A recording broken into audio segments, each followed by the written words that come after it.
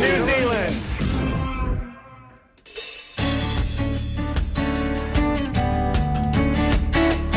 Much of New Zealand is formed by geothermal activity. Right in the heart of this lies the city of Rotorua, located in the North Island of the country. Here, you can witness nature's forces hissing and steaming from inner Earth. If you're into adventure sports, it will be easy to find something you fancy here. So hold your breath, take the plunge, and spin through some rough and tumble terrain. Kayaking is a great way to enjoy the majestic views at Hooker Falls and the Waikato River. But if you're game for some adventure, there is a better way. Kiaora from the North Island of New Zealand. I'm Timothy Go in the town of Taupo today. Right beside me here is the Waikato River. I'm just about ready to go on nature's thrill ride. I'd like to say it's nature's roller coaster. The Hooker Falls jet will take me up the river to Hooker Falls, so come join me.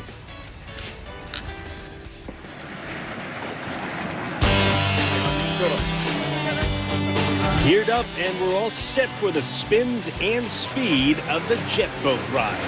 The jet boat was originally invented by a New Zealand farmer to gain access to the shallow river waters.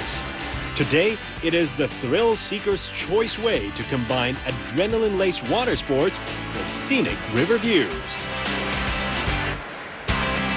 Okay, I'm feeling a little bit dizzy after that ride, but I think I want to do it a second time. If you do it a second time, on the same day, you get half the ticket price off. But here's a hint. If you actually do it naked, you just get in for free. I'm going to think about doing that now.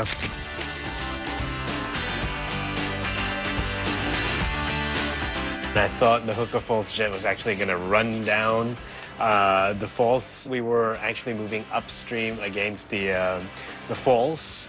Still exciting, especially doing all those 360-degree turns. You get wet, really wet, when you do that ride. It wasn't long enough. That's the only thing I didn't like. Hooker Falls shows the hydraulic power of the Earth, but this power is even more evident someplace else. Off the beat on the tourist track, you'll find this geothermal wonderland. Called the Hidden Valley, the secret gem beckons with its bubbling hot springs and its kaleidoscopic silica terraces.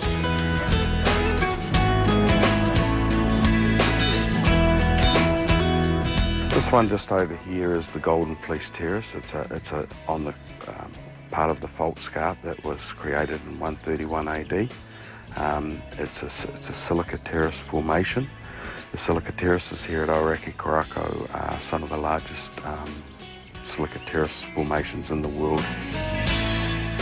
Craig tells me that this site was where ancient Maori tribes used to live 200 years ago. With the hot springs, they could cook their food easily and never needed to travel far for firewood. The charm and magic of the place lives on today. It's such a tranquil place, and it's a very natural and peaceful place. Of all the geothermal sites, we're probably the least visited because of our location. But that in itself is something that visitors very much enjoy, that it isn't overpopulated.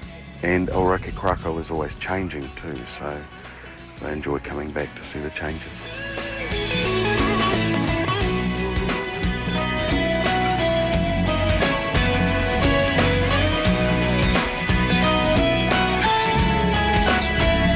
For many visitors, the highlight is the thermal Ruatapu Cave and its fertility pool. The cave extends 120 feet down to a hot pool at the bottom. Here, Maori women of old bathe and adorn themselves for ceremonies. One famous visitor is Tom Cruise, who was here for a break while filming The Last Samurai. If you're looking for an abode for the night and relish a bit of history, you might want to check this Grand Old Dane. Located near the famed Government Gardens and Polynesian Spa, this Rotorua icon, built in the late 1800s, has seen the city through the better part of its history. Step into a bygone era where time strolled by more slowly. That's the First World War and Second World War, where he became a hospital. Was used for the soldiers that were coming back from the war, so it's got a little bit of history there. And it is an icon of Rotorua. We've had grandmothers, mothers and brides even this year that have all been married at the Princess Gate, so it's got a very long generation feel to it. So this perhaps is what they mean by vintage charm. Kiaora from Taupo, New Zealand. We'll be right back. To New Zealand!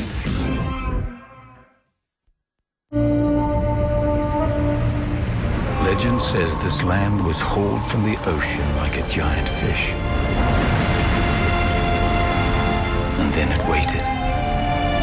In fact, these islands waited until every other country had been discovered before any human ever set foot here. Welcome to the youngest country on Earth. Can you imagine when this race is run? Turn our golden faces into the sun. Forever young, I wanna be forever young. Do you really wanna live forever? Forever, forever, forever young. I wanna be forever young.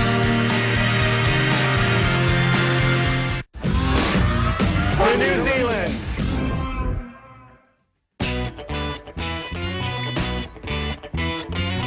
New Zealand is the birthplace of a dozen extreme sports, but the most fun must be this: zorbing.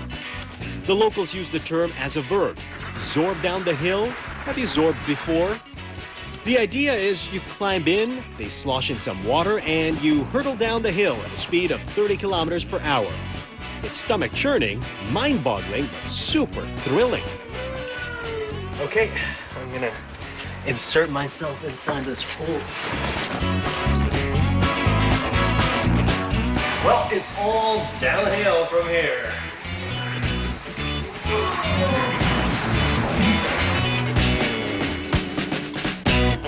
I must have been crazy to agree to do this. Sloshing around and tumbling. I feel like I'm back in the womb all over again.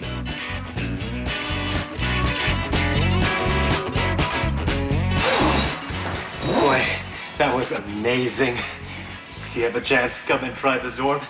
You get wet, but it's all worth the fun. And don't forget, don't eat anything before you do this. Initially, it wasn't one of my favorites. I looked at it, saw it on the internet, what zorbing was actually about, and I thought, okay, I don't want to be bouncing around inside a ball down the hill. It looked scary. And then we got there were a lot of kids doing it, and they were having fun, wearing their, you know, board shorts and t-shirts and getting wet all over. So I thought, hey, this would be fun. Whew, that was fun. I know this is funny, but I think I want to do it again.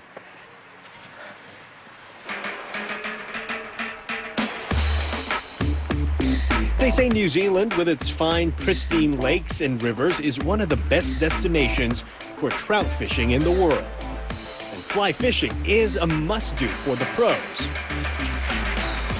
But if you're a novice like myself, that's a no-no.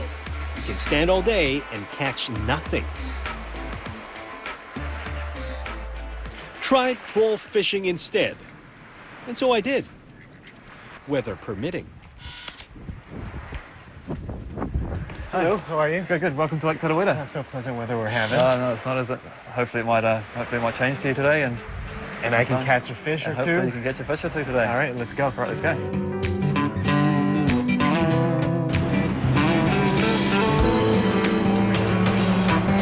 Lake Tarawera lies at the foot of the now dormant Mount Tarawera. I hear this is the site for rainbow trout fishing and for cooking your prize catch in thermal sand.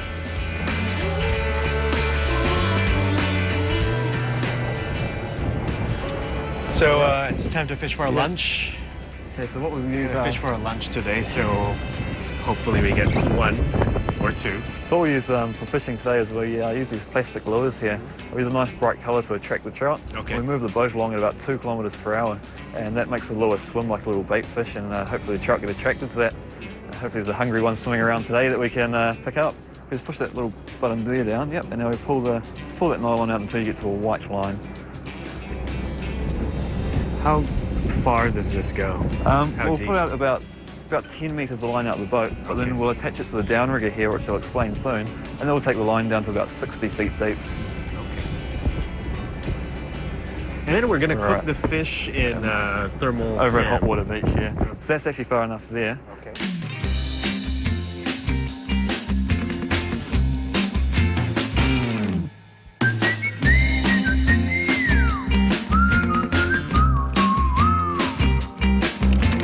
Lower it down like that.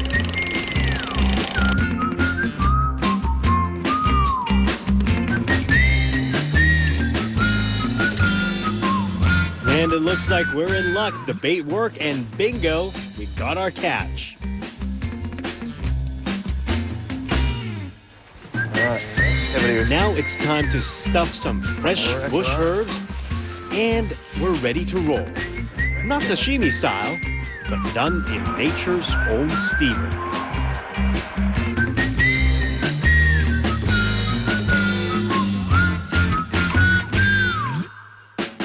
Okay, how hot is it? It's about 85 degrees.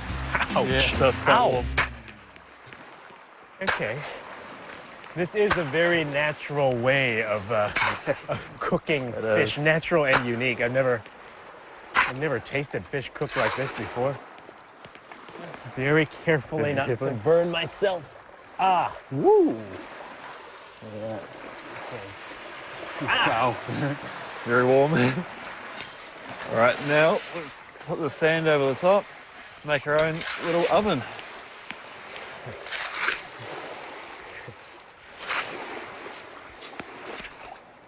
Right, so it's about 85 degrees in here, so take about 45 minutes to cook the trout fully. And so we wait patiently back into Skipper and leave the sand to work its magic.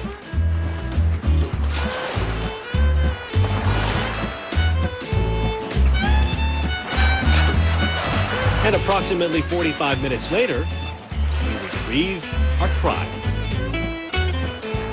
Right. Get that fish. Yeah. Can't wait to see what this looks like.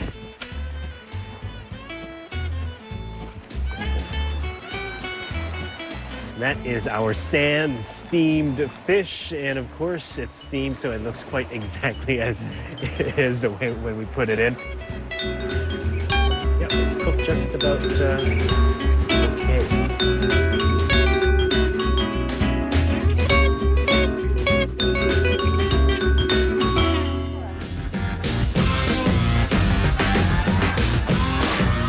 To New Zealand! Kiaora from New Zealand. To New Zealand!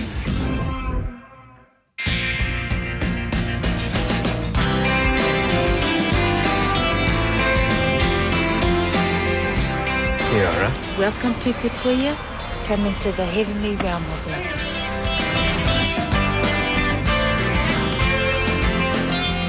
Tēnā koe, ko te moti taku inoa, kuata maya ahau Te Puia ki te ako na tinaka Maori. I'm here at Te Puia to learn all about Maori culture, so join me. Te Puia was an ancient fortress among Maori tribes.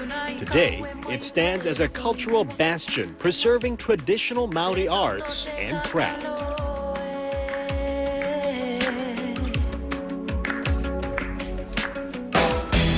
So take a step back in time, starting at the Pikirangi. It's an ancient Maori village, recasting life as it was lived in pre-European times.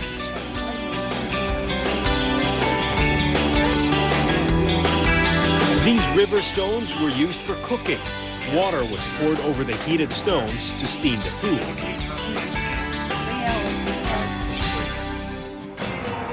When we get visitors here, we hope to show them not only our culture, hospitality, the performing arts, everything that's been taught to us from our ancestors right on down to the present day.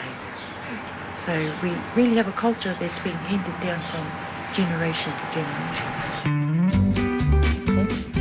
Weaving is an ancient craft among the Maoris. They devised a special method of producing fine thread from flax fiber. From there, they wove garments of intricate design. I tried my hand at it with limited success.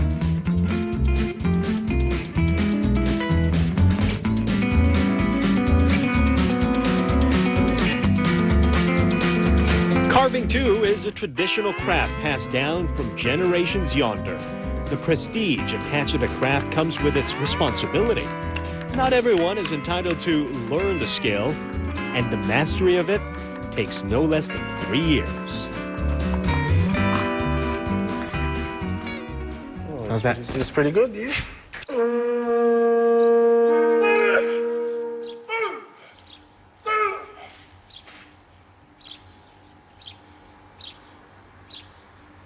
In true Maori tradition, as a Maori chieftain, I get challenged by a fellow warrior. He sized up my intentions, and on finding that we're friendly, the host welcomes us in for a treat of their kapahaka, the best of Maori performing arts.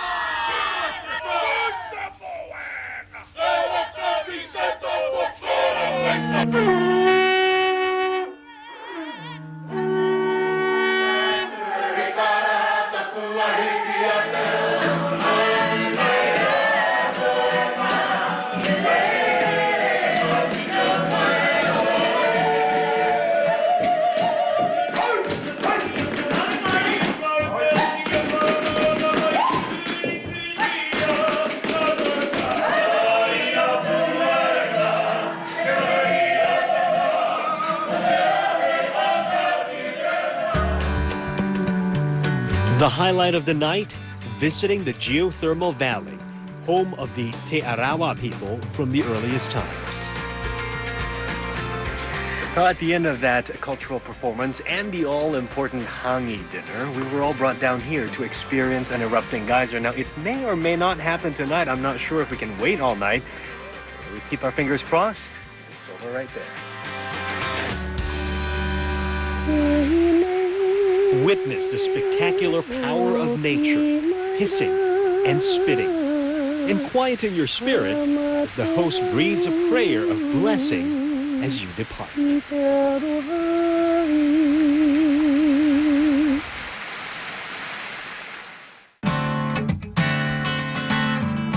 The next morning, I head up for a resort high up in the hills.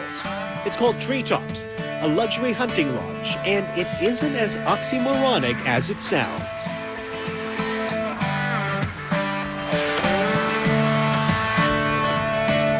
Hello, Charles. Kiaora. Let's do the bushwalk. It's raining, but I think I can do this. My guide for today, Charles, is a celebrated Maori chef.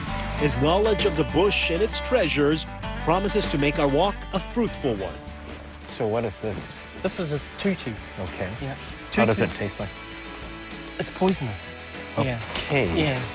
So you wouldn't. I'm not going to touch that. All right. Yeah, you wouldn't want to eat it because if you put it in between your teeth and bit on it, 30 seconds you'd be in stomach cramps. You'd be keeled over. Really? That's how toxic it is. Yeah.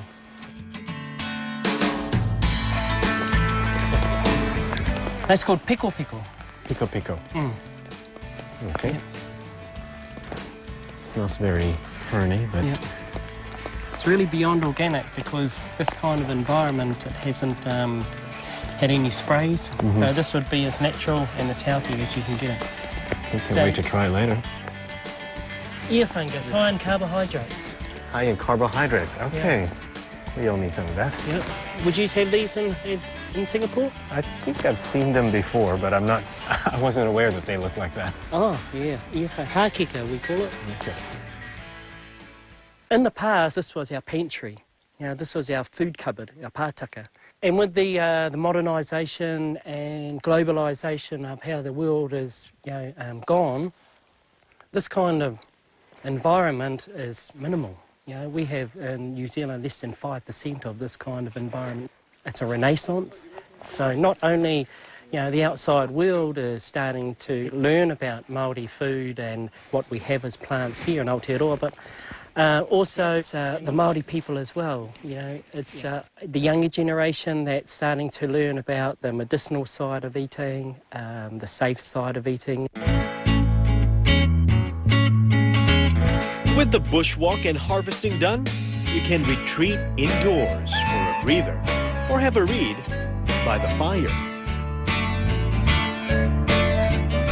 The lodges are situated on 2,500 acres and it's surrounded by a 1,000-year-old virgin rainforest. It's New Zealand natural forests and the lodge is built within the trees, hence the reason it's called treetops.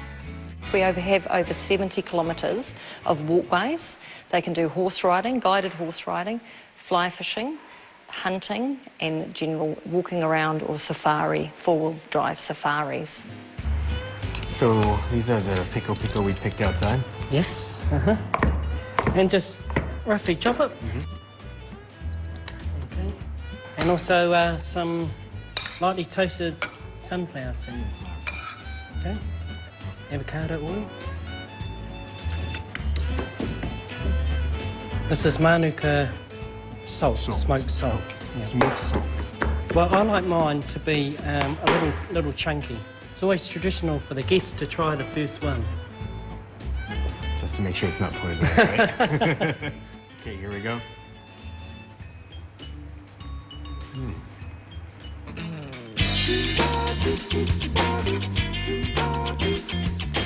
With good food and great conversation, who needs anything else?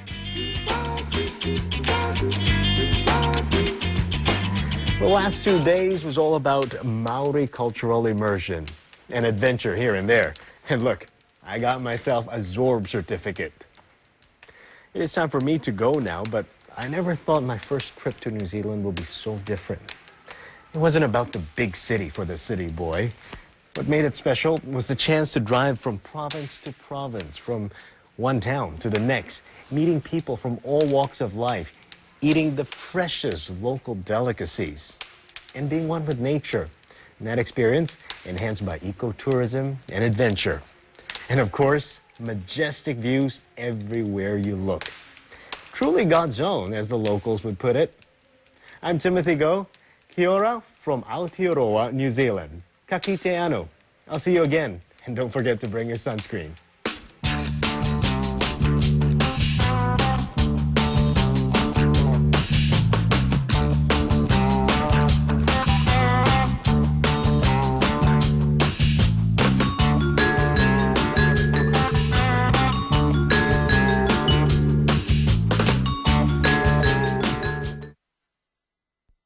This series was proudly presented by Tourism New Zealand and Singapore Airlines. Singapore Airlines offers you more than 18 flights a week to Auckland and Christchurch.